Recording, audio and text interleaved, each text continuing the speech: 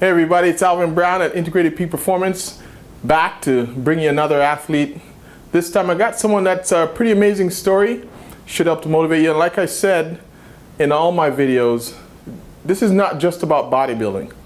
This is not about my athletes. If you're not an athlete and you're watching this, you're wondering why, you're not, you go to the office every day and, why should you watch this? Well, it's about life.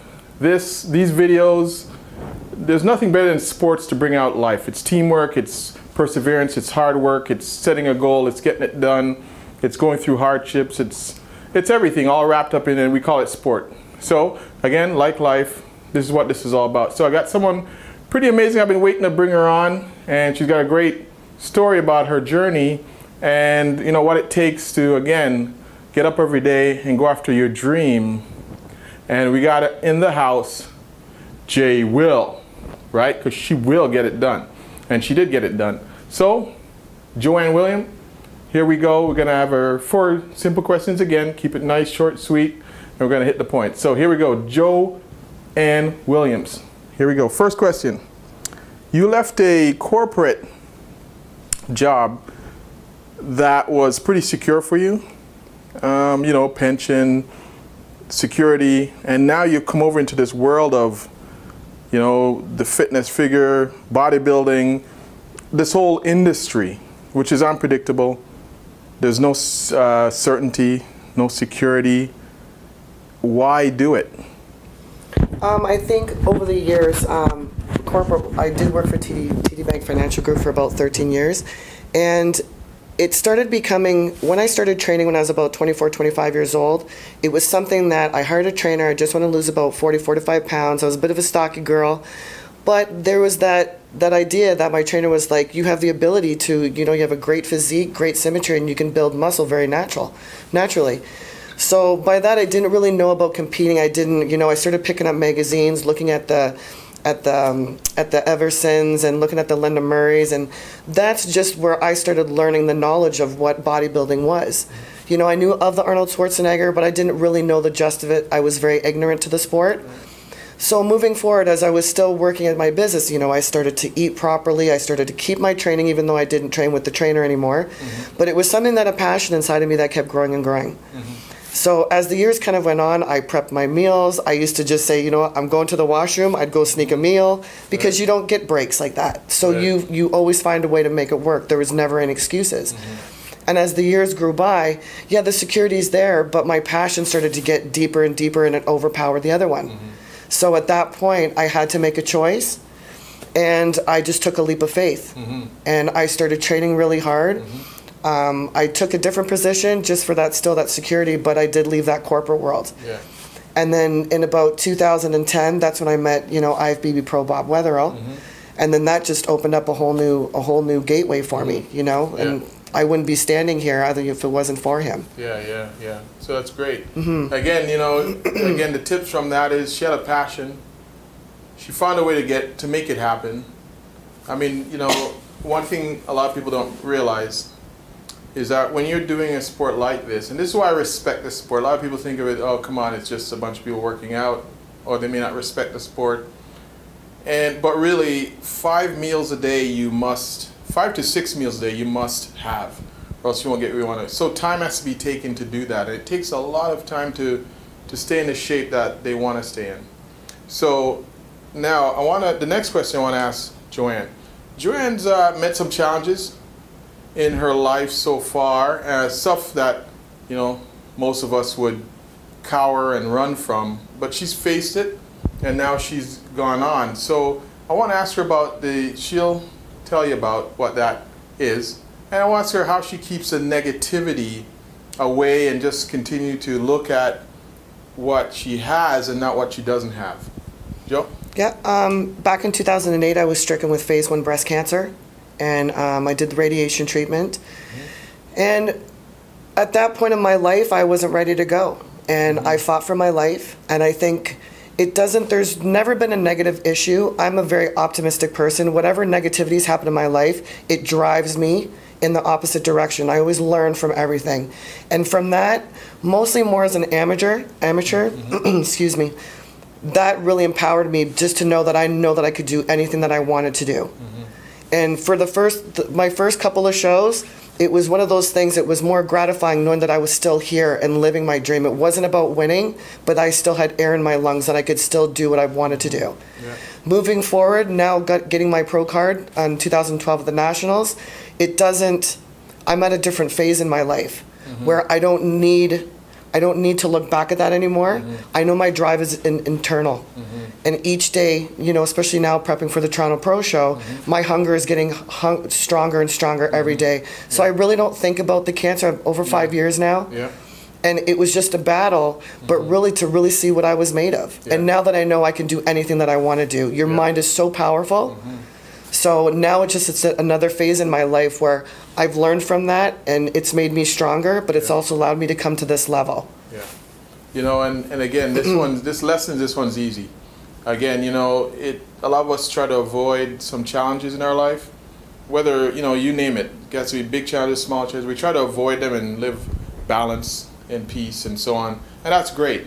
But I tell you, it's only in the struggle that you're going to know who you are and what you're made of. So again, I wouldn't run away from challenges. I'd embrace it, go through it, and see what you're made of. I wouldn't go out and look for it either, but see what you're made of. So I wanted to ask Joanne another amazing thing she did, and I think it took her about 2 years. She went from deciding to do this to going through all the way and becoming a pro, which is unheard of.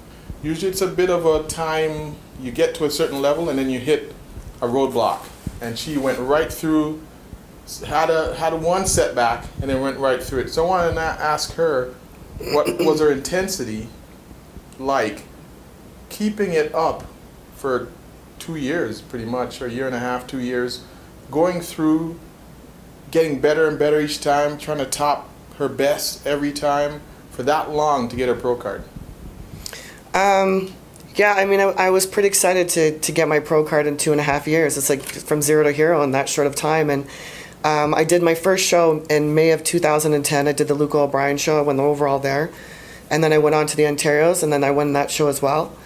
And then I started prepping for the Nationals. So my biggest thing was the first year I went to the Nationals, I took a second place in the Women's Open. And I took second place in the Masters and third in the Open. And I think the biggest thing for me that year was, and I always remember, and I quote Arnold Schwarzenegger in his movie Pumpin' Iron, he always says, you need to lose to win. I have to go through this knowing that I can't win everything. It wouldn't be possible. We couldn't make ourselves be better. We couldn't strive to find that hunger again. If we just keep winning everything, it's like, okay, I'm going to win this one. I'm going to win this one. Where's the challenge? So for me, it was like I took a piece of humble pie and I went right back. I think I took 2 weeks off and I started prepping. I prepped for the Canadas that year for 9 months straight. I started January 1st and the Canadas were in August the 18th in 2012. I went full throttle. I had a little help. We hired Hanny Rambod. Of course, I had Bob Wetherill, had yourself, of course. You're always part of the team. But for 9 months, I every morning, I prepped my meals, I did my cardio. I didn't complain, I didn't cry the blues, because I knew how bad that I wanted it. And then leading up to the show, getting to that point, you're finally at the pinnacle where I just knew, number one, you're always kind of nervous when you go for the first time because it's the fear of the unknown. Coming back, my confidence there, it was done. I envisioned it, I felt it. There was days when I was on the step mill and I was crying because I could feel them giving me the first place in the overall. That to me, there was no turning back. There's nobody else on the stage but yourself. And that's where I need to keep my mind frame. Awesome. And just during that show, when they first did the call outs, I remember Bob was like, you're anywhere from second to fifth. And I'm like, what? I was like, there's no way. So I remember I was just kind of baffled. He goes, but the way that they're moving you around. So I went back to the hotel room. I called Annie, and he goes, well, you better suck it up. He goes, you're going to start carb loading. And he goes, you want to be a pro? You're going to go and fight for your life.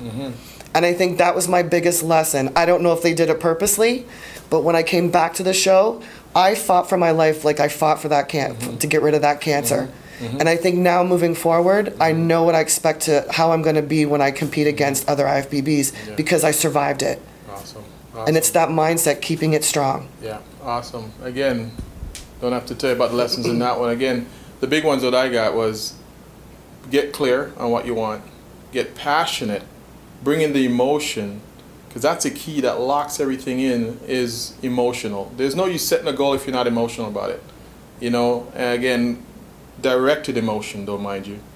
I don't want you losing it and crying on a treadmill and needing someone to hold you up. But it's all about directing your emotions towards the goal you want. You got to be emotional about what you're doing. You must.